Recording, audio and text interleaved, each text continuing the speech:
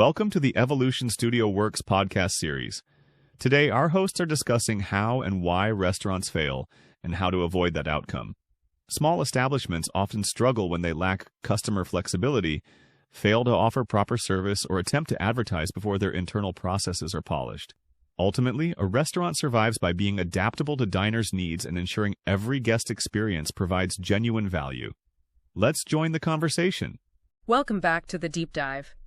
Today, we are staring a brutal reality right in the face. You know that little Italian place you loved?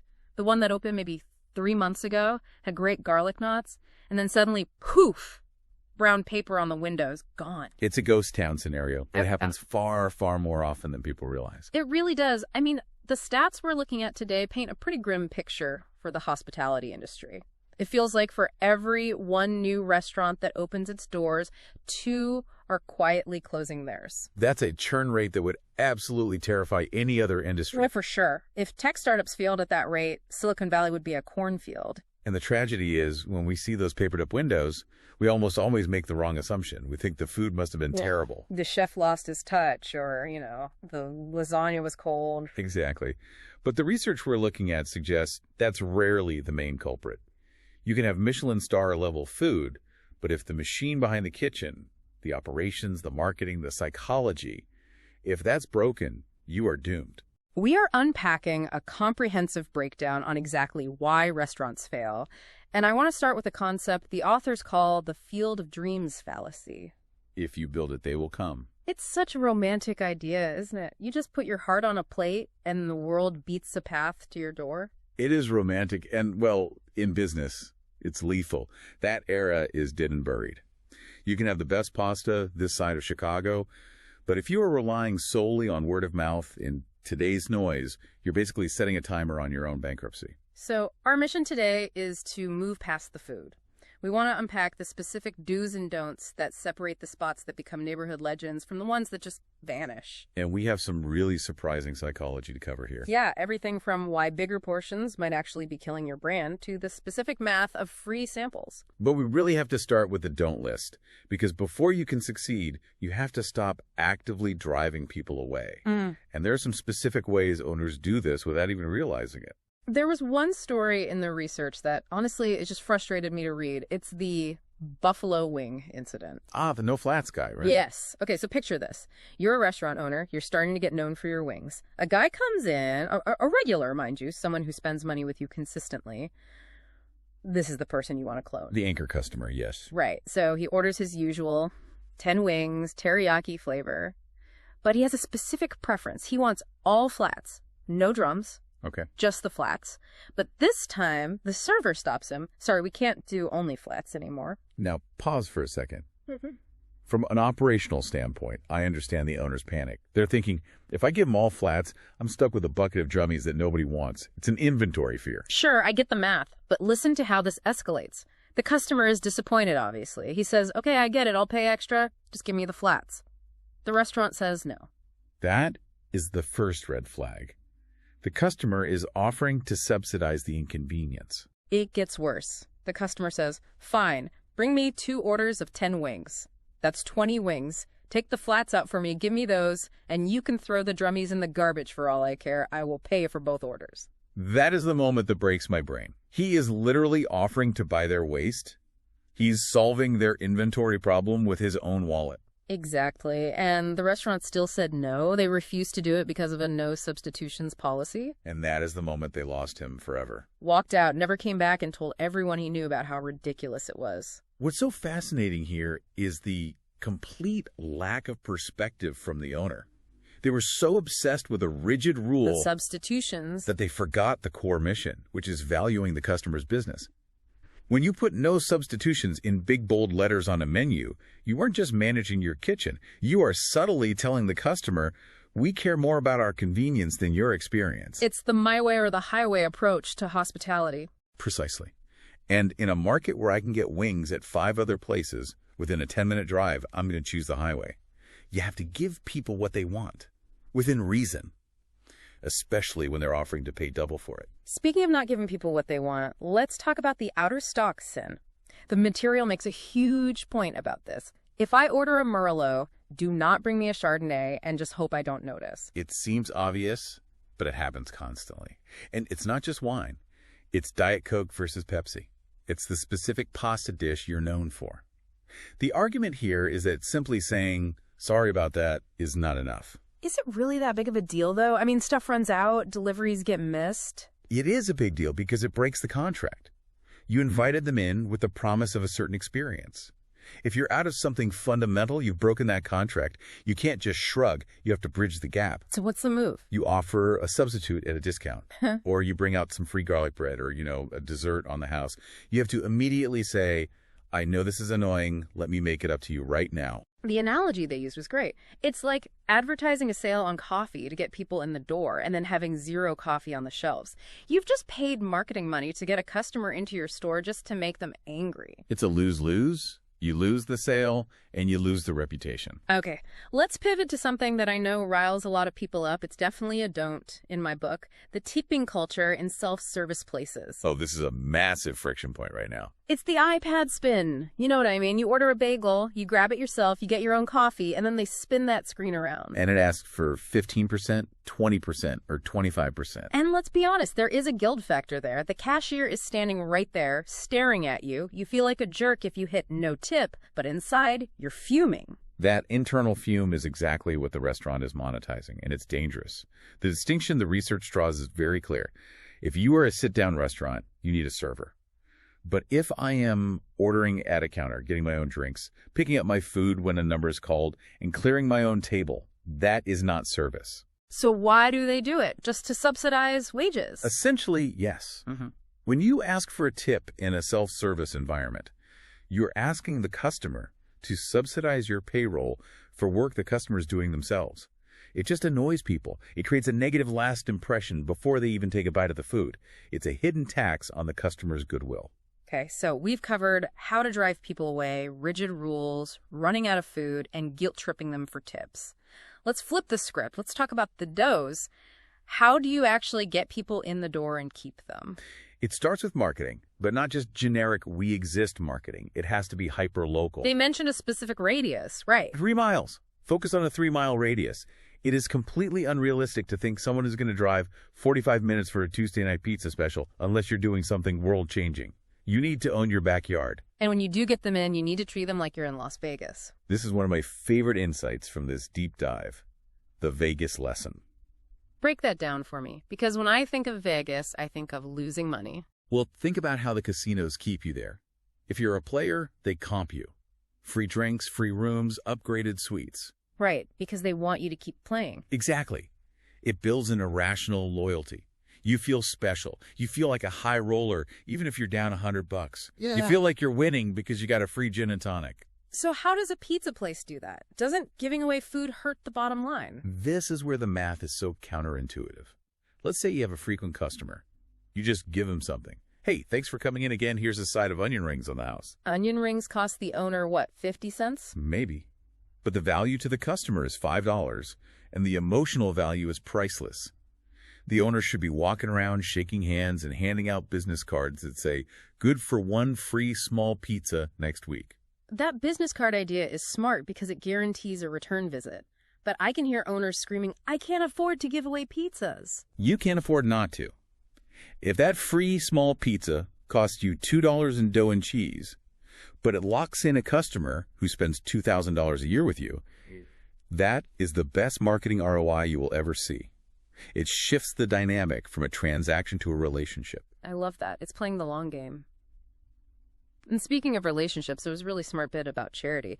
I see a lot of restaurants doing fundraisers, but this approach seemed different. The PWS program approach. It addresses a common problem. Restaurants get asked for donations constantly. Every Little League team, every school auction.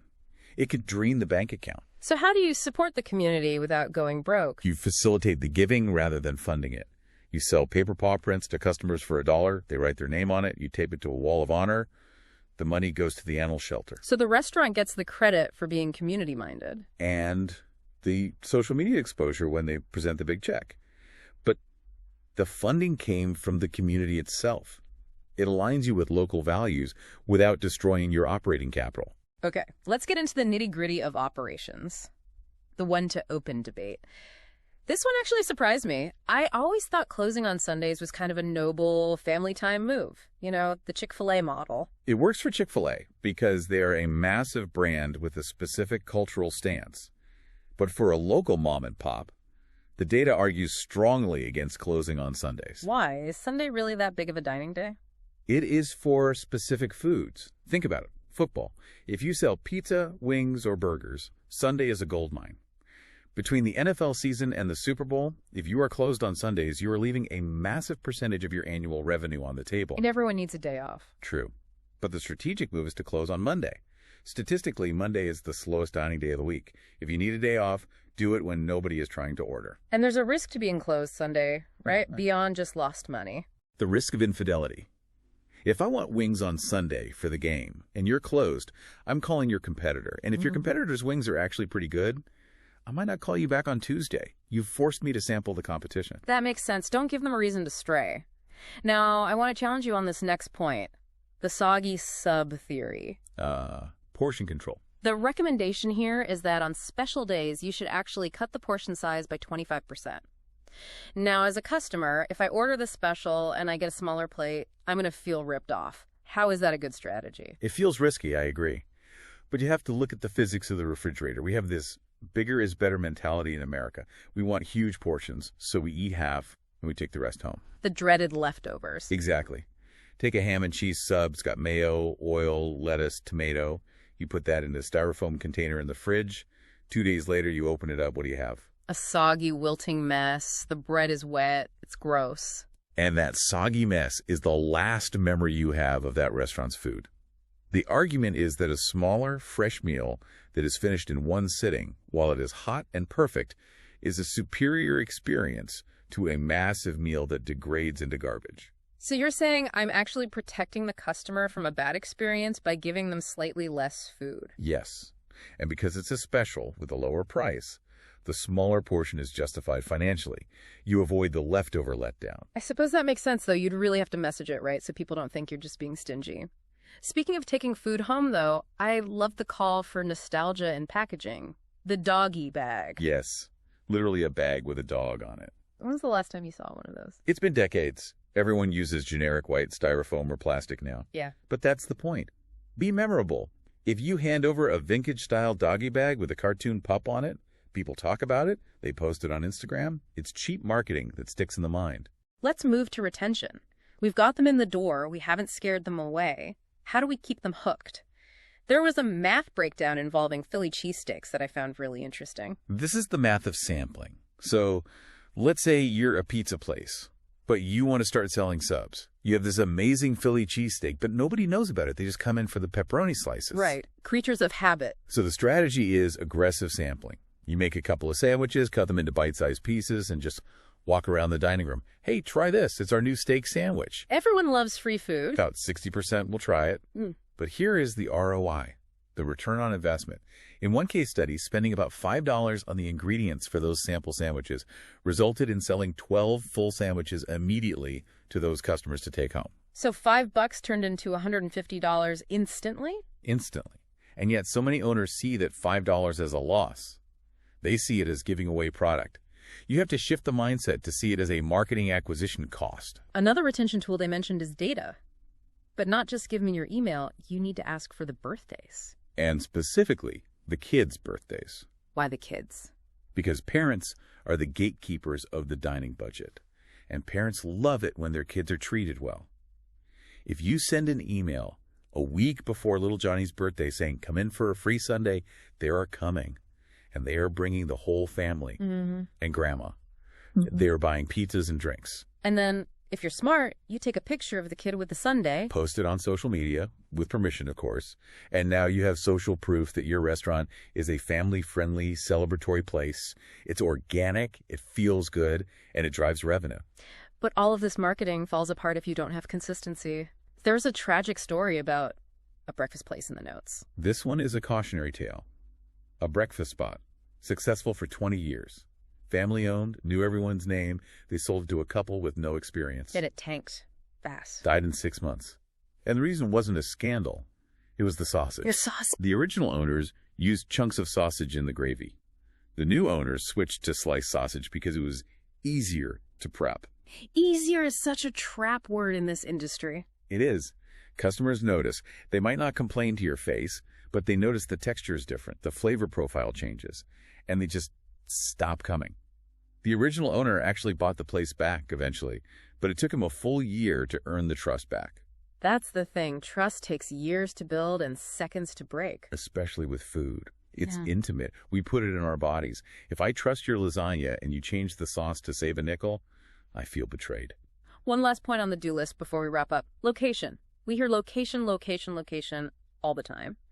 But the research argues that destination beats location. They use the fish place example. A tiny 24-seat restaurant in a former house in Central Florida. People driving 45 minutes to get there, waiting hours for a table. But wait, this is Florida. You can throw a rock and hit a seafood shack. Why drive 45 minutes? Because it wasn't just fish. It was Maine fish.